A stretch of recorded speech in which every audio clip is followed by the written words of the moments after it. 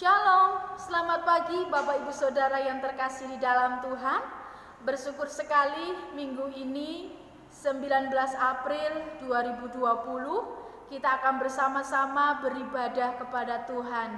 Meskipun kita masih melakukannya di rumah kita masing-masing, tetapi saya percaya Bapak Ibu Saudara semua sudah siap dan penuh semangat untuk berbakti dan memuji nama Tuhan.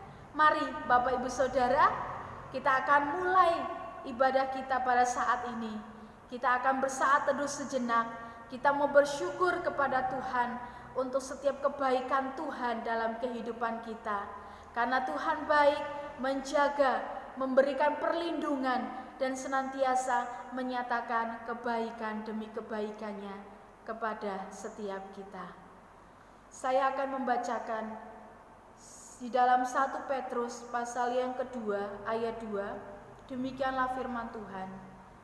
Dan jadilah sama seperti bayi yang baru lahir, yang selalu ingin akan air susu yang murni dan yang rohani, supaya olehnya kamu bertumbuh dan beroleh keselamatan. Seperti kebenaran firman Tuhan ini Bapak Ibu Saudara, marilah kita bersama-sama menjadi seperti bayi yang baru lahir, yang selalu ingin air susu yang murni dan rohani, sehingga kita terus bertumbuh di dalam Tuhan dan menerima keselamatan. Kita akan memuji Tuhan dan memuliakan Tuhan. Satukan suara kita untuk menaikkan pujian baginya. Yesus, jalan, kebenaran, dan hidup.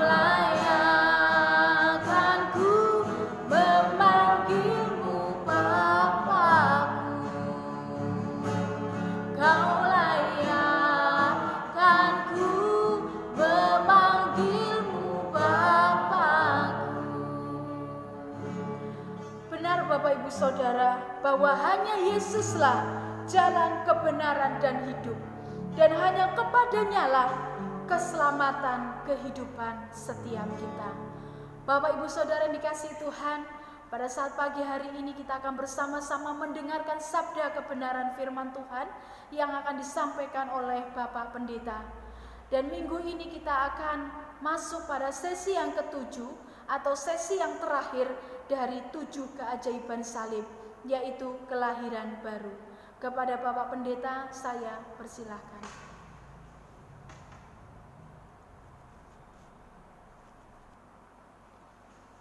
Shalom Bapak Ibu Saudara yang dikasihi Tuhan.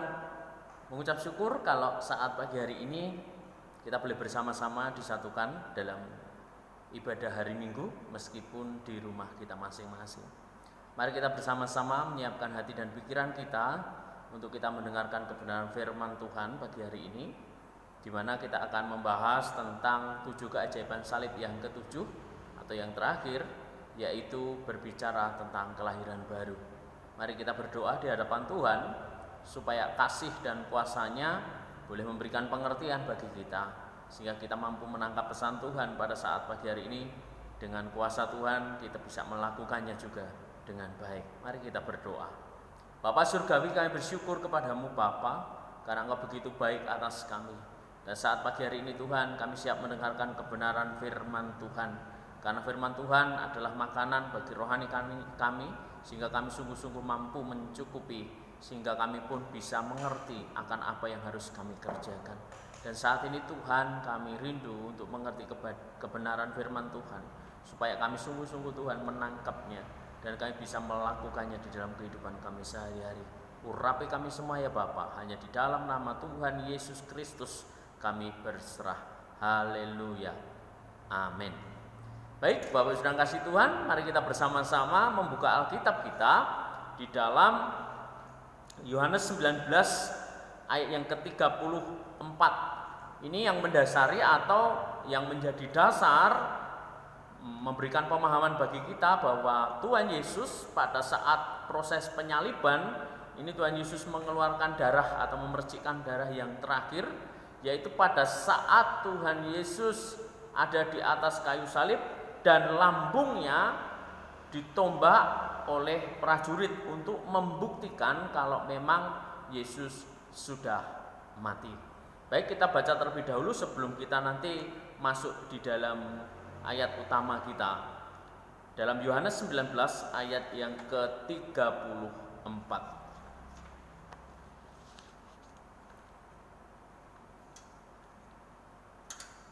Yohanes 19 ayat yang ke-34. Demikian firman Tuhan. Tetapi seorang dari antara prajurit itu menikam lambungnya dengan tombak, dan segera mengalir keluar darah dan air. Haleluya, puji Tuhan. Bapak Ibu Saudara yang dikasihi Tuhan, disinilah dijelaskan bahwa pada saat itu salah seorang prajurit untuk membuktikan bahwa Yesus sudah mati di atas kayu salib, makanya dia mengambil tombak dan menusukkannya di lambungnya. Dan dikatakan, maka keluarlah darah Yesus bercampur dengan air. Inilah yang dimaksud bahwa Kristus mengeluarkan darah yang ke-7 kalinya ke tanah. Mengartikan bahwa ada maksud yang luar biasa yang Tuhan siapkan di dalam kehidupan kita. Kita akan mengerti, akan memahami ini semua. Oleh karena itu, kita akan buka di dalam Yesaya pasal yang ke-53 ayat yang ke-10. Yesaya 53 ayat yang ke-10.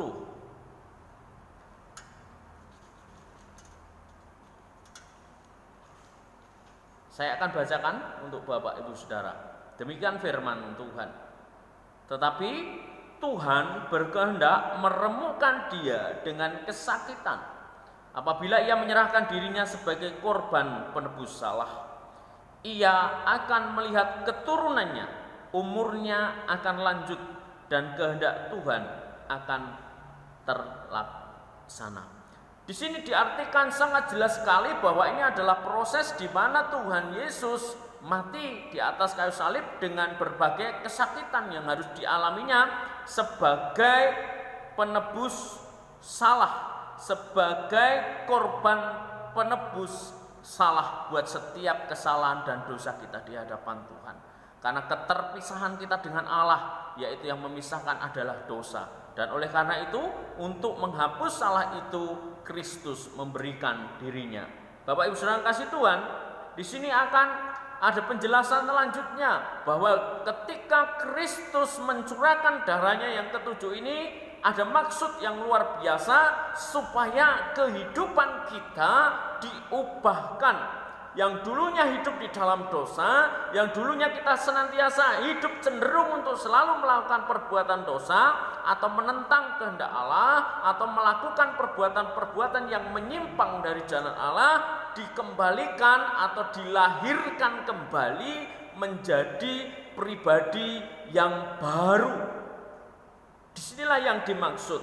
Makanya di dalam ayat yang 10 ada dikatakan, ia akan melihat keturunannya, umurnya akan lanjut dan kehendak Tuhan akan terlaksana olehnya. Di sini dimaksudkan apa?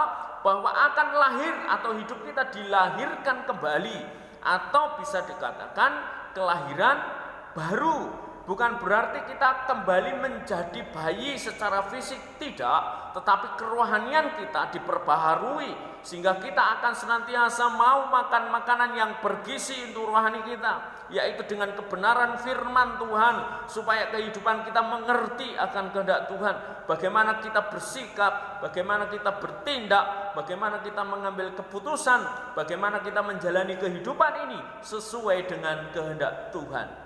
Disinilah yang dimaksud bahwa Kristus telah menjadikan kehidupan kita menjadi baru.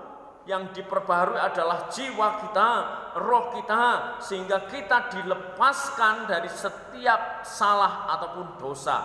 Oleh karena itu Bapak Ibu Saudara yang kasih Tuhan, disinilah yang dimaksud pengorbanan Tuhan Yesus, percikan darah yang ketujuh, hidup kita diperbaharui, dilahirkan kembali.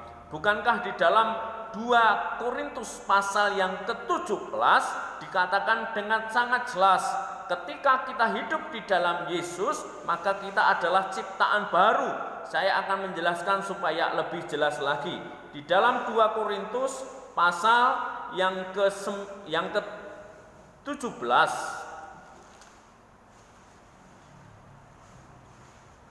baik,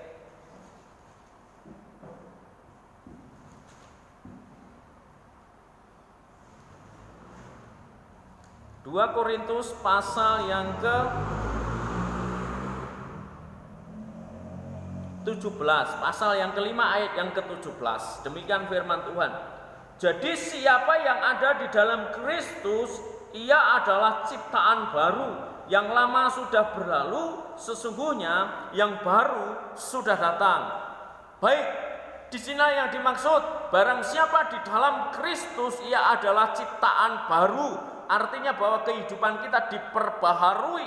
Oleh karena itu Bapak Ibu Saudara yang dikasih Tuhan, ini semua tergantung kepada kita, bagaimana kita menyerahkan hidup kita di hadapannya, bagaimana kita menangkap pesan Kristus, bagaimana kita meresponi akan kasih Kristus yang mati di atas kayu salib dengan memercikkan darah yang ke-7 kalinya. Luar biasa Bapak Ibu Saudara yang dikasih Tuhan. Tidak ada seorang pun yang sanggup melakukan ini semua selain daripada Kristus sendiri. Karena Kristus tahu bahwa ini harus dilakukannya demi mewujudkan kasih-Nya yang sempurna kepada saudara dan saya.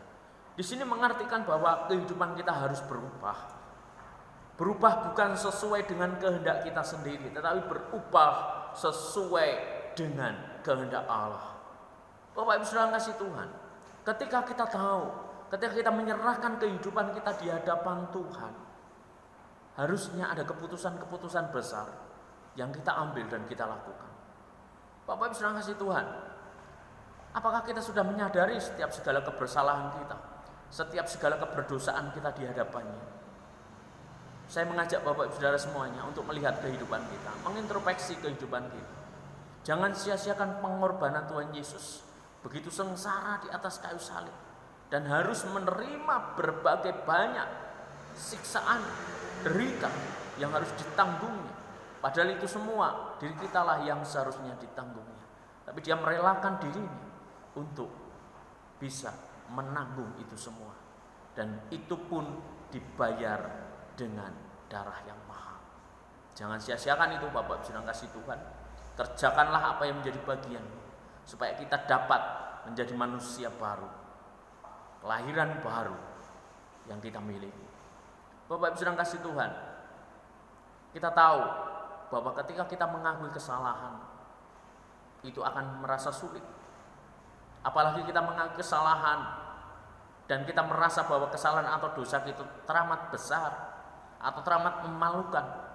Tetapi Bapak Ibu Saudara kasih Tuhan, saya saat ini mengajak Bapak Ibu Saudara dengan keberanian untuk mengakuinya di hadapan Tuhan. Selesaikan di hadapan Tuhan. Dan setelah diselesaikan di hadapan Tuhan, mari kita selesaikan dengan sesama kita. Kalau memang kita sedang menyakiti atau melukai orang lain, atau kita membuat kecewa orang lain. Jangan sampai kehidupan kekristenan kita itu menjadi batu sandungan bagi orang lain. Mungkin kita sudah merasa baik, mungkin kita sudah merasa berubah, tetapi kita belum pernah menyelesaikannya satu dengan yang lain. Ini akan berbahaya, karena orang akan tetap tidak menjadi berkat bagi orang lain selama belum menunjukkan perubahan kehidupannya. Dengan artian bahwa kita mengakui dan kita berani menanggung setiap tanggungan atau akibatnya. Bapak Ibu saudara kasih Tuhan, saya memberikan contoh di dalam Kejadian pada saat Tuhan Yesus diserahkan kepada para prajurit, yaitu Yudas Iskariot. Pada saat itu dia juga menyerahkan Yesus dengan 30 keping uang perak. Tapi apa yang terjadi dengan kehidupannya? Pada akhirnya Yudas Iskariot juga mengerti, memahami bahwa dia bersalah, bahwa dia tahu bahwa dia menyerahkan orang yang tidak bersalah untuk dihukum. Ini adalah sebuah penyesalan yang luar biasa, sebuah introspeksi yang besar di dalam kehidupannya.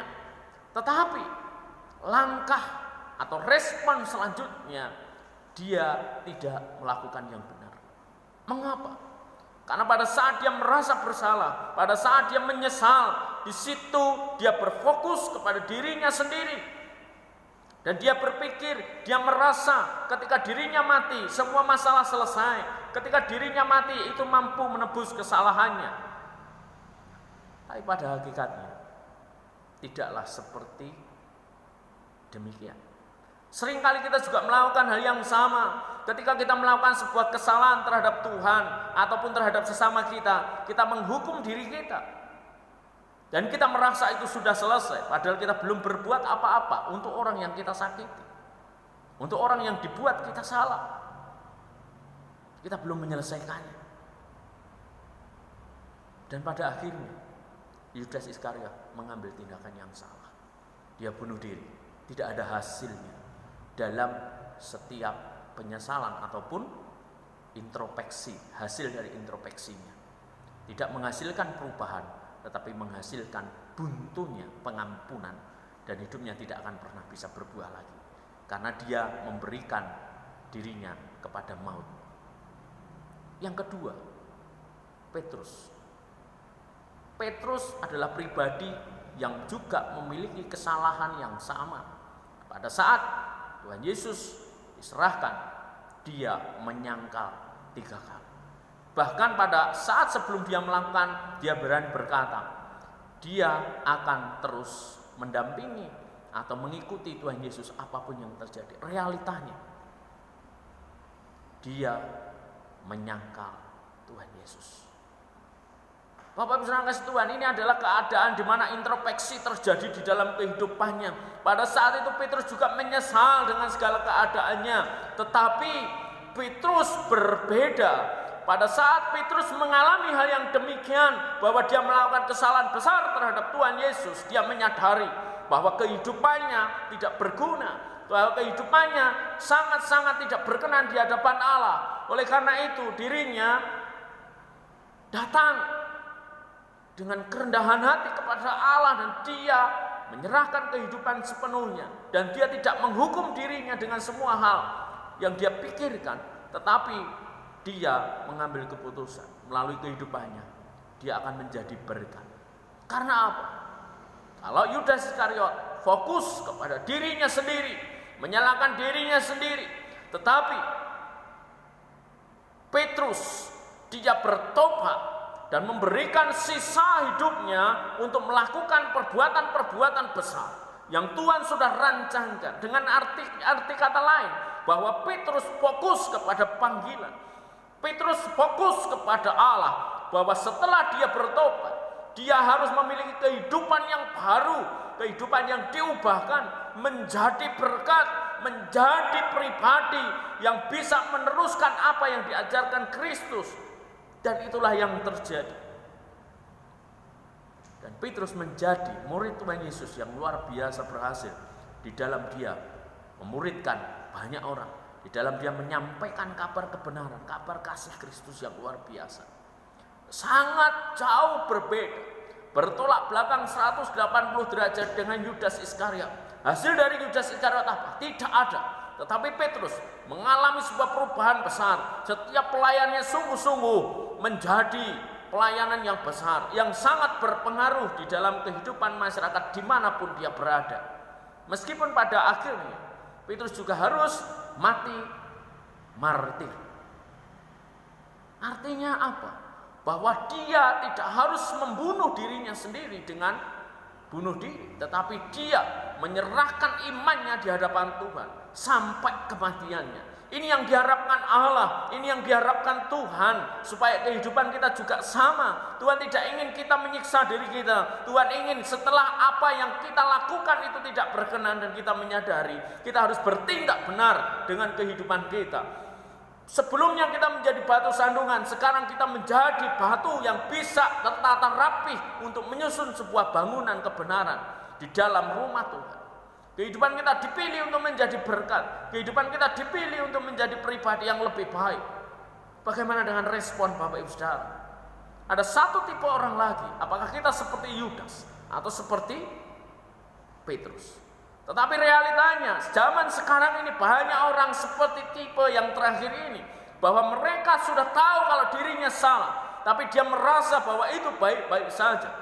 Mungkin hidupnya pernah melakukan perbuatan dosa dan dia sadar, Tuhan aku mohon ampun, tetapi dia tetap tidak menyelesaikannya di hadapan orang lain. Pada akhirnya apa? Dia merasa baik-baik saja dan orang-orang di sekitarnya akan menilai sama, hidupnya belum berubah. Bapak Ibu sedang kasih Tuhan.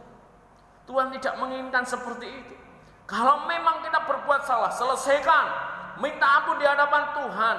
Bawa hati kita di hadapan Tuhan dan kemudian kita mendatangi orang yang bersangkutan itu untuk kita bisa menyelesaikannya. Atau kalau memang itu adalah perbuatan kita sendiri, kita bersaksi di hadapan umat Tuhan supaya kehidupan kita dibantu oleh umat, supaya bisa membantu mengawasi kehidupan kita, supaya kita tidak jatuh ke dalam dosa yang sama. Bapak Ibu Saudara kasih Tuhan, kita tidak bisa hidup sendiri. Kita perlu orang-orang yang menjadi penasehat bagi kehidupan kita. Jangan sampai kita memiliki saudara-saudara, sahabat-sahabat yang salah, yang pada akhirnya memberikan nasihat-nasihat yang menjauhkan diri kita di hadapan Tuhan. Tetapi Bapak Ibu Saudara yang dikasih Tuhan, mari kita bersama-sama membuka hati kita, membuka pikiran kita. Jangan menjadi orang yang pasif di hadapan Tuhan, tetapi menjadi orang yang aktif. Ketika engkau menyadari ada satu dosa yang mungkin saat ini belum kau selesaikan di hadapan Tuhan, selesaikanlah dan minta hikmat Tuhan apa yang harus dibuat. Bapak Ibu Saudara kasih Tuhan, kalaupun saat ini kita sudah menjadi pelayan Tuhan yang luar biasa dalam setiap karunia atau talenta yang Tuhan berikan, tetapi kalau hidup kita masih tetap di dalam dosa dan kita belum menyelesaikannya di hadapan Tuhan, sama artinya kita tidak mendapatkan apa-apa. Dan kehidupan yang demikian akan menghancurkan kehidupan kita. Sayang sekali Bapak Ibu. Dan apa yang sudah kita bangun, mungkin kita sudah puluhan tahun, belasan tahun, yang dulunya kita menjadi orang yang sangat dihormati karena pelayan-pelayan kita yang luar biasa, tetapi ada dosa-dosa yang itu tidak terselesaikan, hidup kita tidak diubahkan.